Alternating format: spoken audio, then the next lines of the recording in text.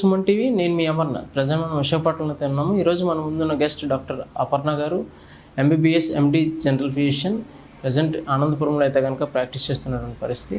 ఏదైతే ఈ రోజుల్లో చాలా వరకు ఎండలు అయితే కనుక విపరీతంగా పెరుగుతున్నటువంటి పరిస్థితి. ఇటువంటి ఎండల్లో ఎటువంటి జాగ్రత్తలు తీసుకోవాలి, వడదెబ్బలు అవి తగలకుండా ఏ విధంగా మన బాడీని హైడ్రేట్గా మెయింటైన్ చేసుకోవాలి, అన్ని వివరాలు అయితే కనుక మేడం గారు మనకి ఈరోజు చెప్తున్నారు. ఒకసారి మేడం గారితో మాట్లాడి మరిన్ని వివరాలు తెలుసుకునే ప్రయత్నం చేద్దాం. నమస్తే madam. I'm doctor Aparna, physician and diabetologist from Visakhapatnam. ఈ సమ్మర్లో ఎక్కువగా ఎఫెక్ట్ అయ్యేది చిన్నపిల్లలు అండ్ పెద్దవాళ్ళు, ఏజ్ 60 years అబోవ్ ఉన్న వాళ్ళు ఎక్కువగా ఎఫెక్ట్ అవుతూ ఉంటారు. సో పిల్లలకి ఎలాంటి జాగ్రత్తలు తీసుకోవాలని నేను ఈరోజు చెప్తాను. ఎక్కువగా మెయిన్లీ ఫస్ట్ థింగ్ ఏంటంటే హైడ్రేషన్ అనేది చాలా ఇంపార్టెంట్. త్రూఅవుట్ ద డే పిల్లలకి కొన్ని స్మాల్ సిప్స్ ఆఫ్ వాటర్ ఇస్తూనే ఉండాలి. సో వాళ్ళు డిహైడ్రేషన్ అవ్వకుండా ఉంటారు.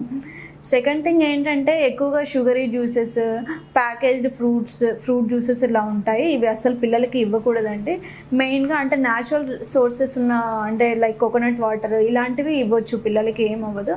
బట్ బెస్ట్ ఆప్షన్ ఏంటంటే వాటర్ అనేది best option. Throughout the day small SIPs of water పిల్లలకి ఇస్తూ ఉండవచ్చు. సెకండ్ థింగ్ ఏంటంటే పిల్లలకి లూజ్ ఫిట్టింగ్ ఉన్న డ్రెస్సెస్ వేయాలి, అంటే కాటన్ క్లాత్స్ ఇలాంటివి వేయాలి.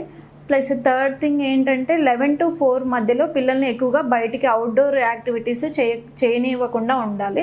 ఏవైనా ఇండోర్ యాక్టివిటీస్లోనే ఉండాలి. సో ఆ టైంలో వాళ్ళకి ఎక్కువగా అంటే 11 to 4 అనేది బయటికి వెళ్ళనివ్వకుండా ఉండాలి.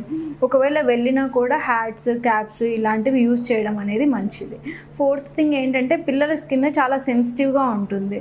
సో ఒకవేళ అత్యవసర పరిస్థితిలో బయటికి వెళ్ళాలి అనిపిస్తే వాళ్ళకి సన్ స్క్రీన్ లాంటివి యూజ్ చేస్తే మంచిది.